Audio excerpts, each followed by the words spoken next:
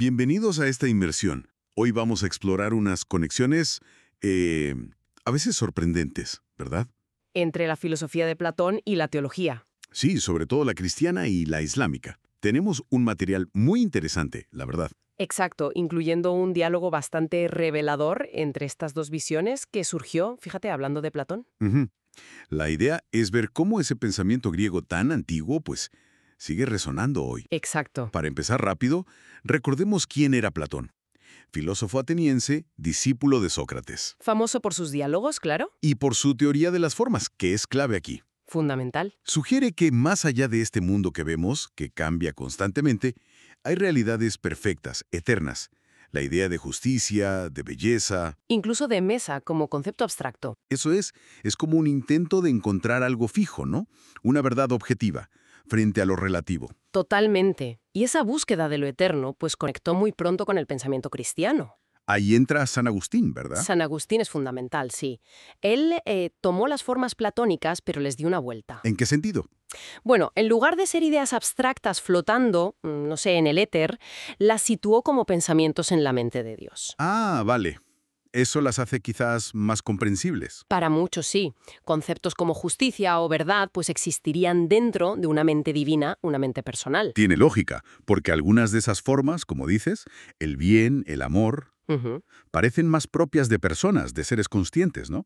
No son como la ley de la gravedad. Exacto. No es algo impersonal. Y según Agustín, esto sugiere que la fuente última de esas ideas también tiene que ser personal, una mente divina.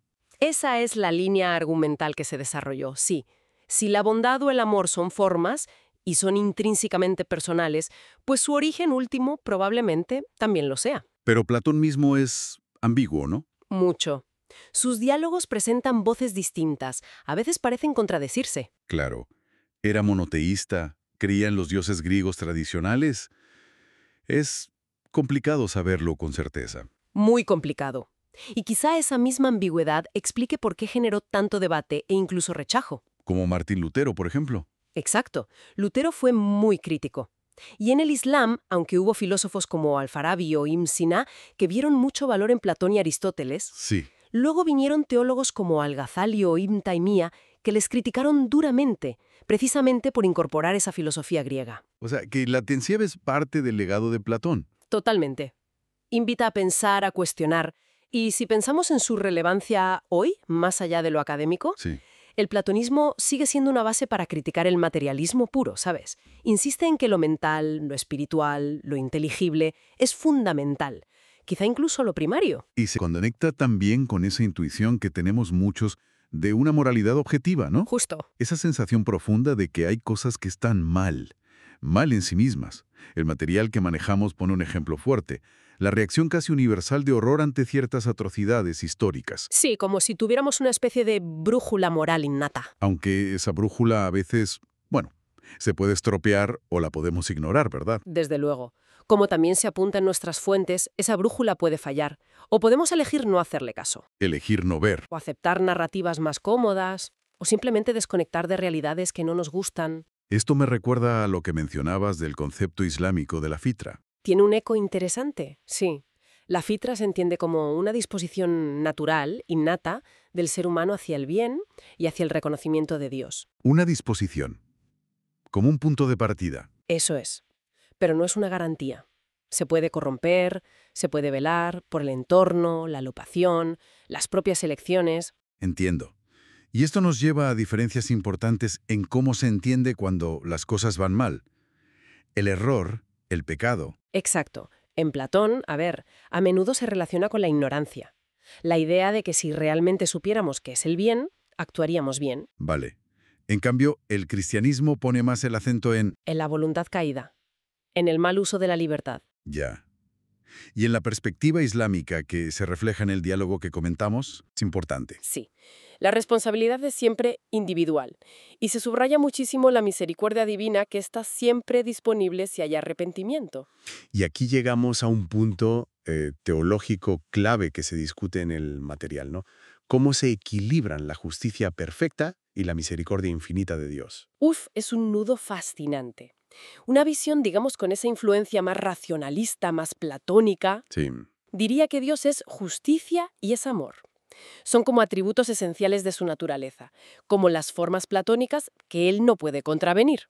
Y la tradición cristiana a menudo ve la cruz como el punto donde esa tensión se... Se resuelve, exacto, donde justicia y amor se encuentran de una manera única. Vale.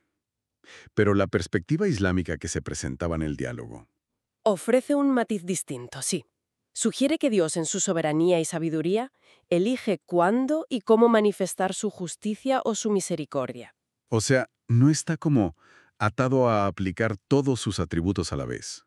Exacto. No es un mecanismo automático. Se cita a menudo ese dicho profético: mi misericordia prevalece sobre mi ira. Ya, el ejemplo de la parábola del hijo pródigo, que es común. Ilustraría muy bien eso, ¿no? La primacía de la misericordia ante el arrepentimiento sincero. Pues cerramos entonces con esta tensión que sigue muy viva. Por un lado, una visión donde la naturaleza divina, sus atributos como justicia y amor, son absolutos, casi leyes inmutables, recordando a Platón. Ujú. Y por otro, una visión donde la voluntad y la elección divinas tienen la última palabra y permiten que la misericordia pueda de hecho prevalecer sobre la aplicación estricta de la justicia. Y la pregunta que quizás queda flotando para seguir dándole vueltas A ver, es cómo estos marcos filosóficos tan antiguos siguen moldeando hoy nuestra forma de entender a Dios, la responsabilidad humana, el perdón, en distintas tradiciones. claro. Buscar una coherencia totalmente racional nos limita la visión de lo divino, o al revés, enfatizar la libertad absoluta de Dios arriesga quizás diluir la base de una moral objetiva. Es una encrucijada profunda, desde luego, donde filosofía y fe siguen, bueno, dialogando. Exacto. Un diálogo que continúa.